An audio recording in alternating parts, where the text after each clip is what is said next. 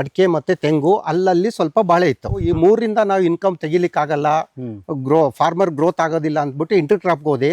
2ನೇ ವರ್ಷಕ್ಕೆ flowering start ಆಗಿದೆ. ಅಲ್ಲಿ ಕನಿಷ್ಠ ಅಂದ್ರೆ 50ರಿಂದ 60 ಕಂದ ಆಗ್ಬೇಕು, ಅವಾಗ್ಲೇ ನಮಗೆ ಗ್ರೋತ್ ಜಾಸ್ತಿ ಆಗೋದು, ಈಲ್ಡ್ ಜಾಸ್ತಿ ಆಗೋದು. ಅಂದ್ರೆ ನೀರ್ ನಿಲ್ಬಾರ್ದು. ಇದಕ್ಕೆ 110 ಕಾಯಿ ಬಿಡ್ತಿತ್ತು ಒಂದ್ ಮರಕ್ಕೆ, ನಾನು ಗಮನಿಸಿದ್ದೇನೆ. ಈಗ ನಾನು ಏನು ಇದನ್ನ ಜೇನ್ದು ಪೆಟ್ಟಿಗೆ ಇಟ್ಟ ಮೇಲೆ ಒಂದ್ ಗಿಡದಲ್ಲಿ 125 ಬರ್ತೈತೆ. ಇದು ಬರೀ ಅಡಿಕೆ ಸಾಲಕ್ಕೆ ಮಾತ್ರ ಸರ್. 1 ಎಕರೆಗೆ ಏನಿಲ್ಲ ಅಂತಂದ್ರು ನಮ್ಗೆ 10 ಕ್ವಿಂಟಲ್ ಬರ್ಬೇಕು. ಆ ತರ ನಾವು ಬೆಳಿಬೇಕು ರೈತರು. ಹಾರ್ವೆಸ್ಟ್ ಆದ್ಮೇಲೆ ಆ ಮಣ್ಣನ್ನು ಲೂಸ್ ಮಾಡ್ತೀನಿ, ಸುತ್ತ ಲೂಸ್ ಮಾಡಿ ಸುತ್ತ ಹೊರಗಡೆ ಮಣ್ಣನ್ನು ಅದಕ್ಕೆ ಹಾಕ್ತೀನಿ, ಮತ್ತೆ ಆ ಮಣ್ಣು ತೆಗಿತೀನಿ. ನಾವು ಅಡಿಕೆ ಕೊಯ್ಬೇಕು ಅಂತಂದ್ರೆ ನಮ್ ಏಲಕ್ಕಿ ಗಿಡ ಇದೆ, ಸೊ ಬಿದ್ದು ಬಿಡುತ್ತೆ. ಅದಕ್ಕೆ ಸ್ಕಿಲ್ ಲೇಬರ್ ಬೇಕು. ಅದಕ್ಕೆ ನಾನು ತಗೊಂಡಾಗ 7 ಕ್ವಿಂಟಲ್ 8 ಕ್ವಿಂಟಲ್ ಬರ್ತಾ ಇತ್ತು. ಈಗ 10 ಕ್ವಿಂಟಲ್ ಆಗಿದೆ. ನಾನು ಈ ವರ್ಷ ಕೊಯ್ದಿದ್ದೀವಿ, ಒಂದು ಡ್ಯಾಮೇಜ್ ಆಗಿಲ್ಲ. ಆ ತರ ಸ್ಕಿಲ್ ಲೇಬರ್ ನಾವು ಪ್ರಿಪೇರ್ ಮಾಡ್ಬೇಕು. ನಾವು ಬೆಳೆಯೋದೇ ಮುಖ್ಯ ಅಲ್ಲ.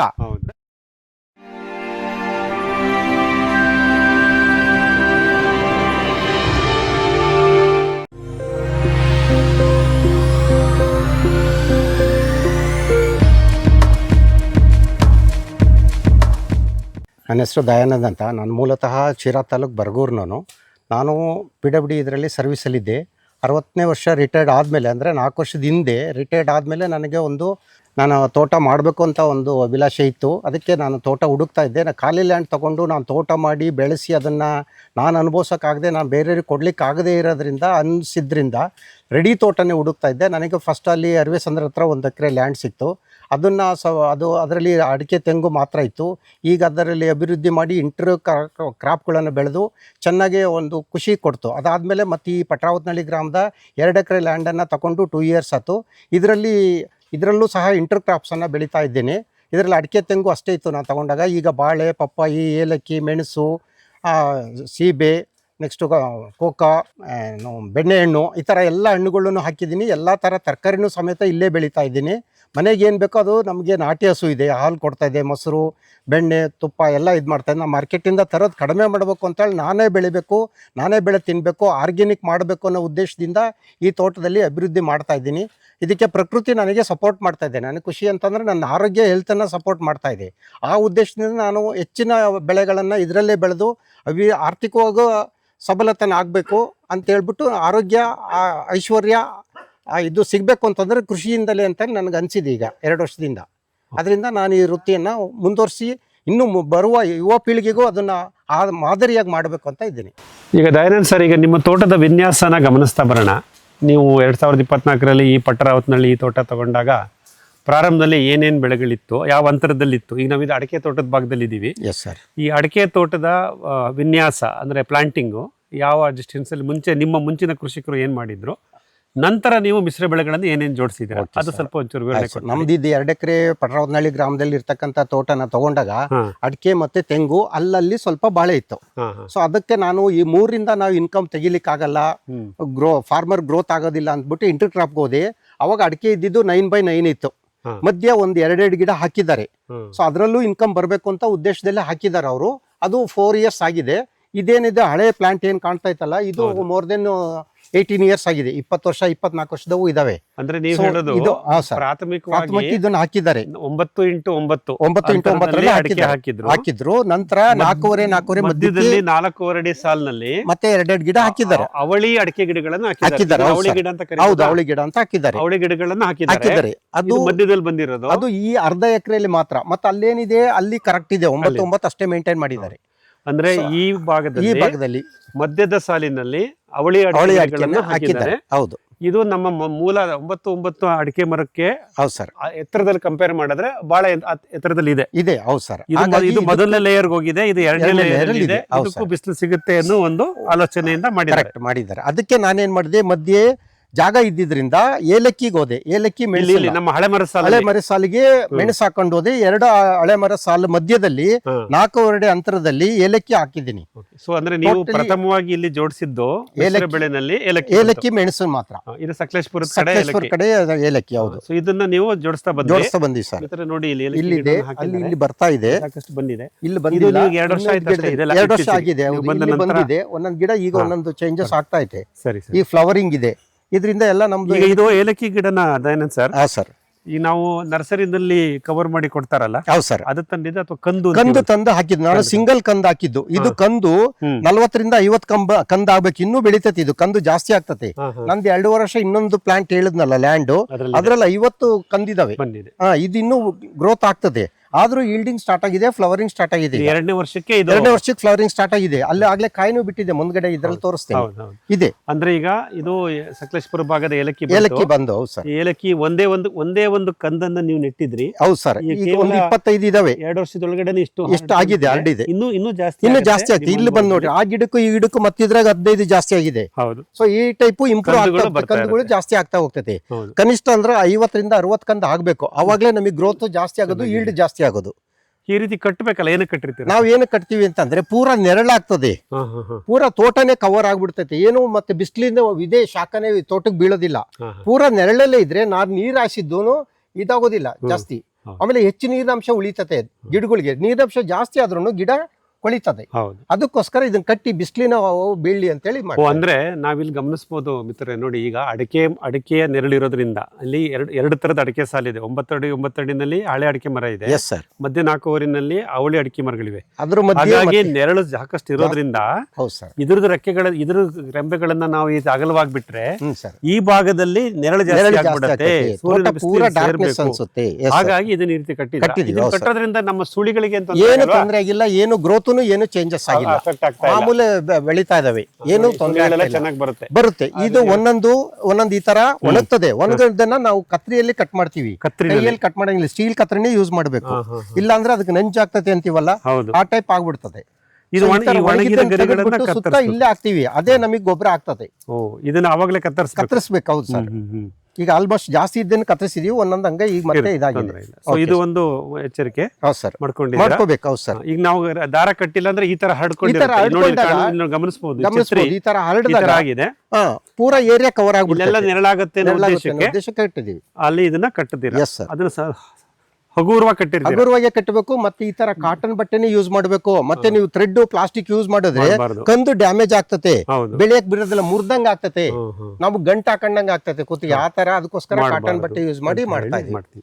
ಆಮೇಲೆ ಇದನ್ನ ಈ ಗುಣಿ ಮಾಡೋದು ಅಂತೀವಲ್ಲ, ಗಿಡ ನೆಟ್ಟಾಗ ನಾವಿಲ್ಲಿ ಗಮನಿಸಬಹುದು. ನೋಡಿ ಮಿತ್ರ, ಇಲ್ಲಿ ನಮ್ಮ ಏಲಕ್ಕಿ ಗಿಡದ ಬುಡ. ಹೌದು ಸರ್. ಇಲ್ಲಿ ಮಣ್ಣು ಈ ತರ ಇದೆ. ಹೌದು ಸರ್. ಇಲ್ಲಿ ದೂರದಲ್ಲಿ ಇದೆ. ಅದಕ್ಕೆ ನಾವು ಗೋಪುರ ಅಂತ ಮಾಡಿಸ್ಬಿಟ್ಟು ಸ್ಲೋಪ್ ಮಾಡ್ಬಿಡ್ತೀವಿ. ನೀರು ಹೆಚ್ಚಿನ ಅಂಶ ಬೇರ್ಗೆ ಹೋಗ್ಬಾರ್ದು ಅಂತ, ಹೊರಗಡೆ ನೀರ್ ನಿಲ್ಬೇಕು. ಏಲಕ್ಕಿ ಮೆಣಸಿನದು ಮೂಲತಃ ಅದ್ರದ್ದು ರಿಕ್ವೈರ್ಮೆಂಟ್ ಏನಂದ್ರೆ, ನೀರ್ ಜಾಸ್ತಿ ಆದ್ರೆ ಬೇಗ ಸತ್ತೋಗ್ತದೆ. ನೀರ್ ಕಮ್ಮಿ ಆಗ್ಬೇಕು, ಸುತ್ತ ಇರ್ಬೇಕು, ನೀರ್ನು ಕಡಿಮೆ ಆಗ್ಬಾರ್ದು. ಅಂದ್ರೆ ನೀರ್ ನಿಲ್ಬಾರ್ದು ಇದಕ್ಕೆ, ಗಿಡದ ಬುಡಕ್ಕೆ. ಅದಕ್ಕೋಸ್ಕರ ಗೋಪುರ ತರ ಮಾಡಿ ಹೊರಗಡೆ ನೀರ್ ನಿಲ್ಲಕ್ಕೋಸ್ಕರ ಈ ತರ ಮಾಡಿ ಸ್ಲೋಪ್ ಟೈಪ್ ಮಾಡಿಬಿಟ್ಟಿದೀವಿ. ಹಂಗಾಗಿ ಫಸ್ಟ್ ಉಳಿತದೆ. ನೋಡಿ, ಇದು ನೀವು ಗಮನಿಸಿ ಸರ್, ಏನೋ ಸರ್ ಹೇಳ್ತಿರೋದು ನಮ್ಗೆ ಏನಪ್ಪಾ ಅಂದ್ರೆ, ಈ ರೀತಿ ನಾವು ಇಂಗ್ಲಿಷ್ ನಲ್ಲಿ ಕೋನ್ ಅಂತೀವಿ. ಒಂದು ಕೋನ್ ರೂಪದಲ್ಲಿ ನಾವು ಈ ತರ ಬೇಸಿನ್ ಮಾಡಿದಾಗ, ಗಿಡದ ಬುಡವನ್ನು ರಚನೆ ಮಾಡಿದಾಗ, ಭಾರಿ ಮಳೆ ಬಂದಾಗ ನೀರು ಇಷ್ಟು ದೂರದಲ್ಲಿ ನಿಲ್ಲುತ್ತೆ. ಇಲ್ಲಿ ನೀರು ನಿಲ್ಲಲ್ಲ. ಇಲ್ಲಿ ಬೇರುಗಳಿರುತ್ತೆ. ಇಲ್ಲಿ ಜಾಸ್ತಿ ನೀರು ನಿಂತರೆ ಬೇರುಕೊಳ್ಳೆ ರೋಗ ಬರೋ ಸಾಧ್ಯತೆಗಳಿರುತ್ತೆ. ಹಾಗಾಗಿ ನೀರು ಬಸ್ಕೊಂಡು ಈ ಕಡೆ ಹೊರಟೋಗ್ಲಿ ಅನ್ನೋ ಉದ್ದೇಶ. ಒಂದು ರೀತಿ ಏರುಮಡಿ ಲೆಕ್ಕದಲ್ಲಿ ರೌಂಡ್ ಶೇಪ್ ಕಾಳುಮೆಣಸು ಮತ್ತು ಏಲಕ್ಕಿ ಗಿಡಕ್ಕೆ ಈ ರೀತಿ ರಚನೆ ಮಾಡ್ಕೊಳ್ಳಿ ಅಂತ ಹೇಳ್ತಾರೆ. ಹೌದಾ? ಇದು ಒಂದು ಕಲಿಕೆ ನಾವಿಲ್ಲಿ ಗಮನಿಸಿದ್ವಿ. ಇದರ ನಂತರ ನಾವು ಇಲ್ಲಿ ಕಾಳುಮೆಣಸನ್ನು ಹಬ್ಸಕ್ ಪ್ರಯತ್ನ ಮಾಡಿದೀರಾ. ಪ್ರತಿ ಅಡಿಕೆ ಮರಕ್ಕೂ ಬರ್ತಾ ಇದೆ. ಅಂದ್ರೆ ಇದು 9x9 ಅಡಿಕೆ ಮರ, ಅದಕ್ಕೆ ಮಾತ್ರ ಕಾಳುಮೆಣಸು ಹಬ್ಸಿದೀರಾ. ಹೌದು ಸರ್. ಅವಳಿ ಮರಗಳಿಗಿಲ್ಲ. ಇನ್ನು ಹೈಟ್ ಬಂದ್ರೆ ಹಾಕ್ಬೋದು.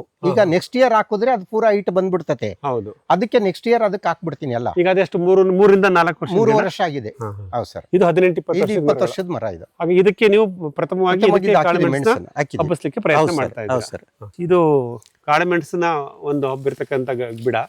ಬಟ್ ಇಲ್ಲಿ ಇನ್ನೊಂದು ಯಾವ್ದೋ ಇಪ್ಪಲಿ ಗಿಡ ಅಂತ ಇದೆ. ಇದು ಗ್ರಾಫ್ಟೆಡ್ ಆದ್ರಿಂದ ಇದು ಇಪ್ಪಲಿ ಗಿಡ ಅಂತ ಬೆಳೆದಿದೆ. ಅದ್ರ ಜೊತೆಗೆ ಇಪ್ಪಲಿ ಗಿಡ. Yes sir. ಇದು ಒಂದೇ ಪ್ಲಾಂಟ್ ಗ್ರಾಫ್ಟೆಡ್ ಆದ್ರಿಂದ ಇಪ್ಲಿಯಲ್ಲಿ ಬಂದು ಇದು ಕಾಳುಮೆಣಸು ಆಗಿ ಇದಾಗಿದೆ. ಹೌದು. ಸೊ ಒಂದು ಹಿಪ್ಲಿ ಗಿಡ ಬೇಸ್ ಪ್ಲಾಂಟ್ ಬೆಳವಣಿಗೆ ಆಗಿದೆ. Yes sir. ಮತ್ತೆ ಕಸಿ ಮಾಡಿದ್ರಿಂದ ಮೆಣಸು ಬಂದಿದೆ. ಸಹ ಬಂದಿದೆ. ಇದು ಹಿಪ್ಲಿ ಗಿಡನ ನೀವು ಬೇಕು ಅಂತ ಬೆಳೆಸಿದ್ದ ಅಥವಾ ಅದ್ರ ಜೊತೆಗೆ ಬಂದಿರೋದು ಕಂಟಪಿಂದ ಇದೆ? ಹೌದು ಸರ್.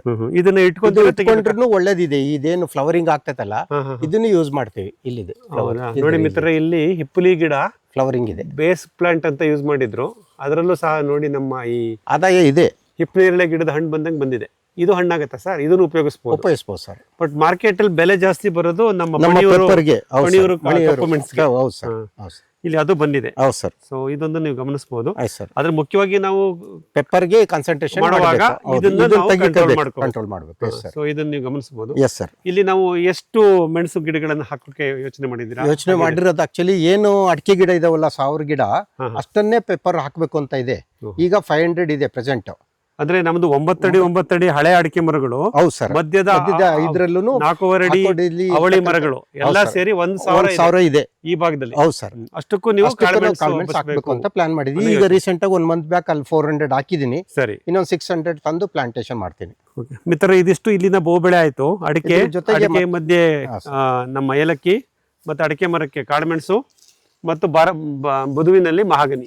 ಅದ್ರ ಜೊತೆಗೆ ನಾವು ಏನ್ ಮಾಡಿದೀನಿ, ಜೇನ್ ಪೆಟ್ಟಿಗೆ ಇಟ್ಟಿದ್ದೀನಿ. ಜೇನು ಹುಳದಿಂದ ಪರಾಗಸ್ಪರ್ಶ ಆಗಿ ನಮ್ದು ಈಲ್ಡ್ ಜಾಸ್ತಿ ಆಗ್ತೈತಿ ಅಡಿಕೆದು. ಹೌದು ಸರ್. ಅಡಿಕೆ ಮತ್ತೆ ತೆಂಗು, ಏಲಕ್ಕಿ, ಮೆಣಸು ಯಾವುದೇ ಬೆಳೆ ಬೆಳೆದ್ರು ಡೆಫಿನೆಟ್ ಒಳ್ಳೇದು ಸರ್. ಅದಕ್ಕೆ ಆಹಾರ ನಾವೇನು ಎಕ್ಸ್ಟ್ರಾ ಕೊಡ್ಬೇಕಾಗಿಲ್ಲ. ನಾನು ಸುತ್ತ ಹೂವಿನ ಗಿಡ ಬೆಳೆಸಿದೀನಿ. ಹೂವಿನ ಗಿಡನೇ ಅದಕ್ಕೆ ಫುಡ್. ಅದರಿಂದಲೇ ಬೆಳೀತಾರೆ. ನಾನು ತಗೊಂಡಾಗ ಅಡಿಕೆ ಅಥವಾ ತೆಂಗಾಗ್ಲಿ, ತೆಂಗು ನಾನು 110 ಕಾಯಿ ಬಿಡ್ತಿತ್ತು ಒಂದ್ ಮರಕ್ಕೆ, ನಾನು ಗಮನಿಸಿದ್ದೇನೆ. ಈಗ ನಾನು ಏನು ಇದನ್ನ ಜೇನ್ದು ಪೆಟ್ಟಿಗೆ ಇಟ್ಟ ಮೇಲೆ ಒಂದ್ ಗಿಡದಲ್ಲಿ 125 ಬರ್ತೈತೆ. 2 ವರ್ಷಕ್ಕೆ 15 ಕಾಯಿ ಈಲ್ಡ್ ಜಾಸ್ತಿ ಆಗಿದೆ. ಹೌದು, ಇಳುವರಿ ಜಾಸ್ತಿ ಆಗ್ತೈತೆ. ಅದು ಉದ್ದೇಶದಿಂದ ಪರಾಗಸ್ಪರ್ಶದಿಂದ ಆಗ್ತಾ ಇದೆ. ಪ್ಲಸ್ ನನಗೆ ಅದು ಜೇನಿಂದಲೂ ಮಾರ್ಕೆಟಿಂಗ್ ಮಾಡ್ತಾ ಇದ್ದೀನಿ, ಜೇನುತುಪ್ಪ ತೆಗಿತಾ ಇದ್ದೀನಿ. ಒಂದೊಂದು ಇದ್ರಲ್ಲಿ ನಾನು ಫೆಬ್ರವರಿಯಿಂದ ಜೂನ್ ವರ್ಗು ಅದು ಏನೋ ಜೇನುತುಪ್ಪ ಬರ್ತೈತೆ. ಒಂದೊಂದು ಬಾಕ್ಸ್ ಅಲ್ಲಿ 5 ರಿಂದ 8 ಕಿಲೋ ತೆಗಿತೀನಿ. ಹೌದು ಸರ್. ನಾನು ಬಾಕ್ಸಿಗೆ ಕೊಟ್ಟಿರೋದು 4,500. ನಾನು 1 ಕೆಜಿಗೆ 600 ರೂಪಾಯಿ ಅಂತ ಮಾರಿದ್ರೆ ಅದ್ರದ್ದು ಬಂದೋಯ್ತು. ಮತ್ತೆ ಅದು ಡಬ್ಬಲ್ ಆಗ್ತಾ ಹೋಗ್ತೈತೆ. ಮತ್ತೆ ಅದನ್ನ ಏನು ವಂಶಾಭಿವೃದ್ಧಿನೂ ಮಾಡ್ತೀನಿ. ನಾನು 5 ಬಾಕ್ಸ್ ತಂದ್ರೆ ಕುಟುಂಬ ವಿಭಾಗ ಮಾಡೋದು ಇದೆ. ಎಸ್ ಸರ್, ಕುಟುಂಬ ವಿಭಾಗನೇ ಇದೆ. ಅದನ್ನು ಮಾಡ್ತೀನಿ. ಜೇನಿಂದ 2 ಪರಾಗಸ್ಪರ್ಶದ ಉಪಯೋಗ ಮತ್ತು ಜೇನುತುಪ್ಪದ ಆದಾಯ 2 ಸಹ ಇದೆ. Yes sir. ಸೊ ಬಹಳ ಮುಖ್ಯವಾಗಿ ಅದನ್ನ ಯೋಚನೆ. ಎಷ್ಟು ಜೇನು ಪೆಟ್ಟಿಗೆಗಳಿದೆ ಈ 2 ಎಕರೆ? ನಾನು ಟೋಟಲಿ ಈಗ ಫಸ್ಟ್ ಇಟ್ಟಾಗ 5 ಇಟ್ಟಿದ್ದೆ. ಈಗ 10 ಆಯ್ತು, 15 ಆಯ್ತು, ಈಗ 30 ಆಗಿದೆ. ಏನು ನಮ್ದು ವಂಶಾಭಿವೃದ್ಧಿಗೆ ಈಗ ಶಿಫ್ಟ್ ಮಾಡಿದೀನಿ ಬೇರೆ ಕಡೆ. ಅದನ್ನ ನೈಟ್ ತರ್ತಾರೆ. ಈಗ 20 ಬಾಕ್ಸ್ ಇದೆ, ಇನ್ನು 10 ಬಾಕ್ಸ್ ಬರಬೇಕು. ಈಗ ಆಲ್ರೆಡಿ ಇಲ್ಲಿ 20 ಬಾಕ್ಸ್ ಇದೆ. ಹೌದು ಸರ್. ಈಗ ಬರೀ 2 ಎಕರೆ ಜಾಗದಲ್ಲಿ ಇನ್ನು 10 ಬಾಕ್ಸ್ ಬರುತ್ತೆ ನೈಟು. ಅದು ವಂಶಾಭಿವೃದ್ಧಿಗೆ ತಗೊಂಡೋಗಿದ್ದಾರೆ. ನೈಟ್ ಅಷ್ಟೇ ಅದು ತಂದಿಡಬೇಕು. ಹೌದು ಸರ್.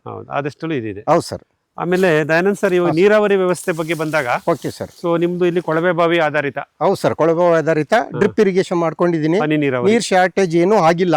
ಯಾವುದೇ ಬೇಸಿಗೆಯಲ್ಲಿ ಯಾವಾಗನು 2 ವರ್ಷದಿಂದ ನಾನು ಗಮನಿಸ್ದಂಗೆ ಏನು ಶಾರ್ಟೇಜ್ ಬಂದಿಲ್ಲ. ಯಾವ ಪ್ಲಾಂಟನು ನೀರ್ ಕೊರತೆಯಿಂದ ಹಾಳಾಗಿಲ್ಲ ಅಥವಾ ಸತ್ತಿಲ್ಲ.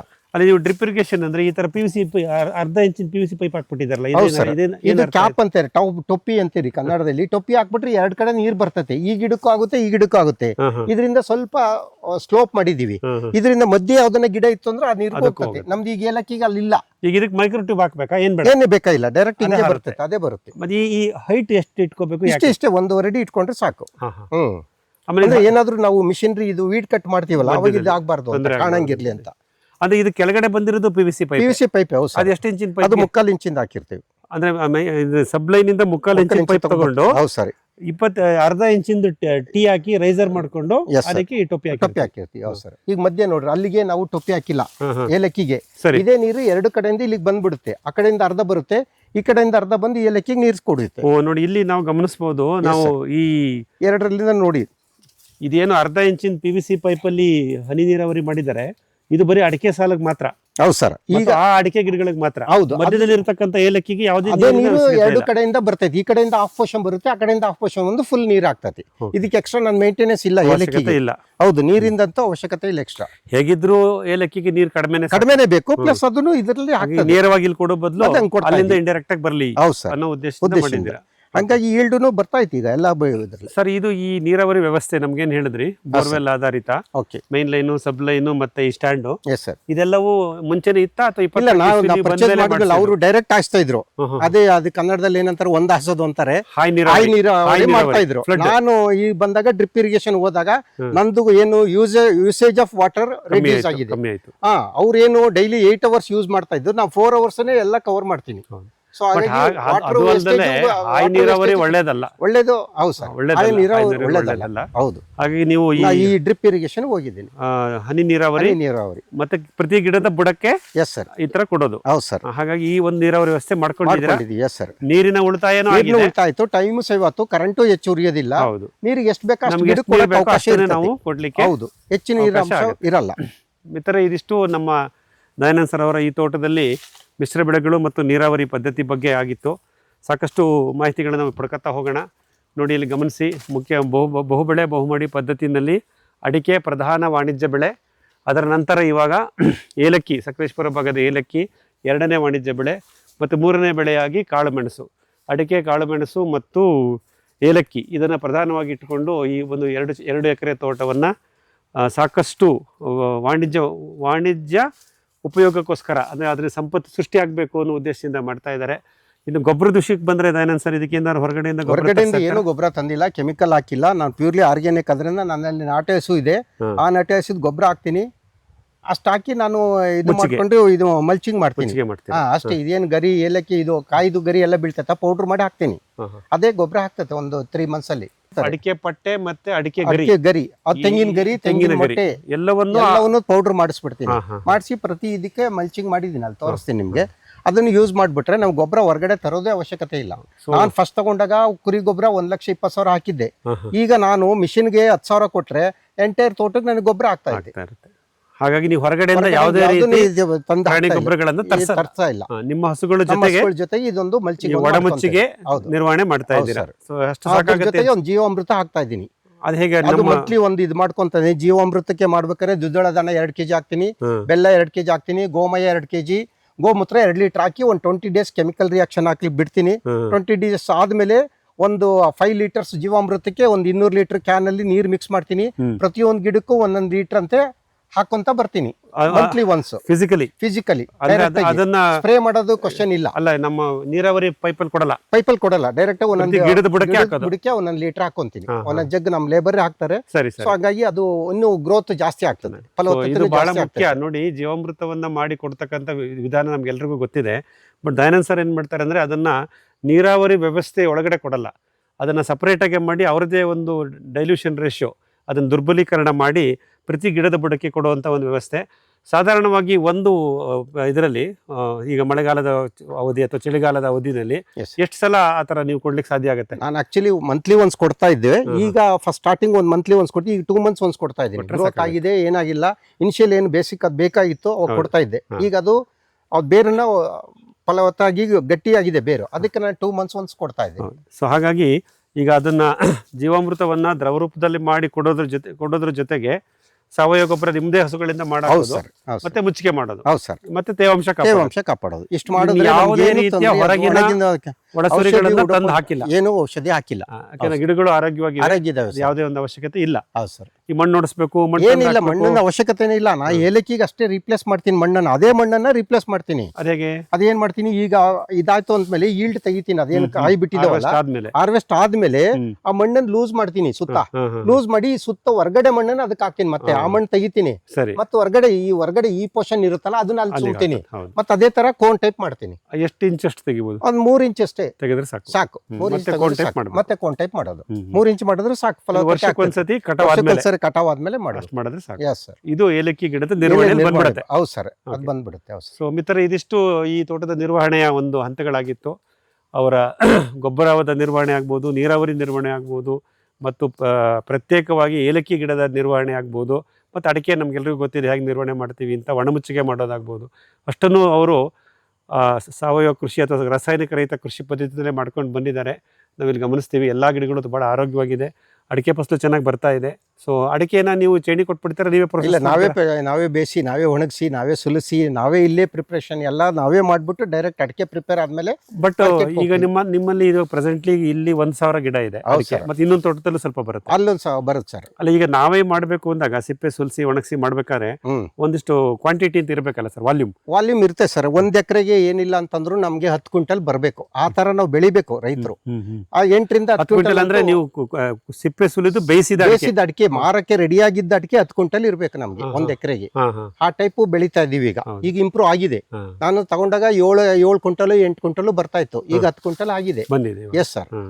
ಹಾಗಾಗಿ ಅಷ್ಟು ವಾಲ್ಯೂಮ್ ಇರೋದ್ರಿಂದ ನಮ್ಗೆ ನಾವೇ ಮಾಡಿ ನಾವೇ ಸುಲಿಸ್ಬಿಟ್ಟು ನಾವೇ ಬೇಯಿಸಿ ಒಣಗಿಸಿ ಆಮೇಲೆ ಮಾರ್ಕೆಟ್ಗೆ ಹೋಗ್ತಾ ಇದೀವಿ. ಸಿಪ್ಪೆ ಸುಲಿಯಕ್ಕೆ ಮಿಷನ್ ಬರ್ತಾರೆ ಸರ್, ಇಲ್ಲೇ ಬರ್ತಾರೆ, ಅವರೇ ಬಂದ್ ಮಾಡ್ಕೊಡ್ತಾರೆ. 1 ಡೇ ನಲ್ಲಿ ಎಲ್ಲ ಮುಗಿಸ್ ಹೋಗ್ತಾರೆ. ನಿಮ್ಮ ಜವಾಬ್ದಾರಿ ಅದನ್ನ ಬೇಯಿಸೋದು ಒಣಗಿಸೋದು ಅಷ್ಟೇ ಸರ್. ಹೌದು, ಕೊಯ್ಬೇಕಾದ್ರೆ ನಾವು ಲೇಬರ್ ಬೇಕು, ಅದನ್ನ ಕೊಯ್ಸ್ತೀವಿ. ಅದರಿಂದ ಏನಾಗ್ತೈತೆ, ಮತ್ತೊಂದು ನೀವು ಒಳ್ಳೆ ಇದು ಹೇಳಿದ್ರೆ ನೆನಪು ಮಾಡಿದ್ರೆ, ಈಗ ಏನಾಗ್ತದೆ, ಈಗ ಅಡಿಕೆ ಗಿಡದಲ್ಲಿ ಇದು ಏನು ನಮ್ಮ ಅಲ್ಲ, ನಾವು ಅಡಿಕೆ ಕೊಯ್ಬೇಕು ಅಂತಂದ್ರೆ ನಮ್ಮ ಏಲಕ್ಕಿ ಗಿಡ ಇದೆ, ಸೊ ಬಿದ್ದು ಬಿಡುತ್ತೆ. ಅದಕ್ಕೆ ಸ್ಕಿಲ್ ಲೇಬರ್ ಬೇಕು. ಅದಕ್ಕೊಂದು ತಾಟ್ ಅಂತ ಹಿಡಿತೀವಿ. ತಾಟ್ ಹಿಡಿಬೇಕಾರೆ ಅದನ್ನ ಏನ್ ಕೊಯ್ತಾರಲ್ಲ ಗೊನೆನ, ಅಡಿಕೆದನ್ನ ಗೊನೆ ಕೊಯ್ದಾಗ ಇದಕ್ ಬಿತ್ತು ಅಂತಂದ್ರೆ ಫುಲ್ ಡ್ಯಾಮೇಜ್ ಆಗ್ತದೆ. ನಂದು ಈ ವರ್ಷ ಕೊಯ್ದಿದೆ, ಒಂದು ಡ್ಯಾಮೇಜ್ ಆಗಿಲ್ಲ. ಆ ತರ ಸ್ಕಿಲ್ ಲೇಬರ್ ನಾವು ಪ್ರಿಪೇರ್ ಮಾಡ್ಬೇಕು. ನಾವು ಬೆಳೆಯೋದೇ ಮುಖ್ಯ ಅಲ್ಲ, ಬೆಳೆದ್ಬಿಟ್ಟು ಅಡಿಕೆ ಕೊಯ್ಬೇಕಾರೆ ಎಲ್ಲ ಆಳ ಸರ್, ಅದಕ್ಕೆ ನಾ ಕೈ ಬಿಟ್ಟೆ ಅಂತ ಎಷ್ಟೋ ಜನ ರೈತರು ಹೇಳ್ತಾ ಇದಾರೆ. ಆ ತರ ಆಗೋದಕ್ಕೆ ಅವಕಾಶ ಕೊಡಬಾರ್ದು. ಆ ತರ ಲೇಬರ್ನ ನಾವು ತಯಾರು ಮಾಡ್ಬೇಕು, ಅವ್ರಿಗೆ ತಿಳುವಳಿಕೆ ಕೊಡ್ಬೇಕು, ತರಬೇತಿ ಕೊಡ್ಬೇಕು. ಕೊಟ್ಟಾಗ ಒಂದು ಗಿಡ ಡ್ಯಾಮೇಜ್ ಆಗದಂಗೆ, ಒಂದ್ ಕಂದು ಹೋಗ್ದಂಗೆ ಅವ್ರ ಅಡಿಕೆನ ಕರೆಕ್ಟ್ ಆಗಿ ಇಳ್ಕೋತಾರೆ, ಹಾರ್ವೆಸ್ಟ್ ಮಾಡ್ತಾರೆ.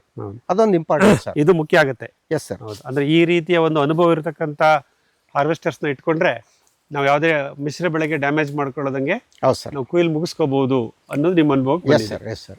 ಇದಿಷ್ಟು ಈ ಒಂದು ಭಾಗದ ಮಿಶ್ರ ಬೆಳೆ ಪದ್ಧತಿಯ ವಿವರಣೆ ಆಗಿತ್ತು. ದಯಾನಂದ್ ಸರ್, ನಮ್ಮ ವಿವರ ಇನ್ಫೋ ವಾಹಿನಿ ಕನ್ನಡ ಯೂಟ್ಯೂಬ್ ಚಾನಲ್ ವೀಕ್ಷಕರಿಗೆ ಸಾಕಷ್ಟು ಮಾಹಿತಿಯನ್ನು ತಲುಪಿಸಿದ್ದೀರಾ. ತಾವು ಕೃಷಿ ಪ್ರಾರಂಭ ಮಾಡಿ 2 ರಿಂದ 3 ವರ್ಷ ಆದ್ರೂ ನಿಮ್ಮ ಒಂದು ಅನುಭವ ಮತ್ತು ಇನ್ವಾಲ್ವ್ಮೆಂಟ್ ಅಂತೀವಲ್ಲ, ಅದು ನಮಗೆ ಸಾಕಷ್ಟು ಎದ್ದು ಕಾಣ್ತಾ ಇದೆ. ಸೊ ನಿಮ್ಮ ಪ್ರಯತ್ನ ಹೀಗೆ ಮುಂದುವರಿಲಿ, ನಿಮ್ಮ ಪ್ರಕೃತಿ ಮಾತೆ ನಿಮಗೆಲ್ಲ ಸದಾ ಒಲಿಲಿ ಅಂತ ಹೇಳ್ತಾ ಮಿತ್ರರೇ ಈ ಎಪಿಸೋಡ್ನಲ್ಲಿ ಮುಗಿಸ್ತೀನಿ. ದಯಾನಂದ್ ಸರ್ ಅವರೇ, ನಮಸ್ಕಾರ. ನಮಸ್ಕಾರ ಸರ್.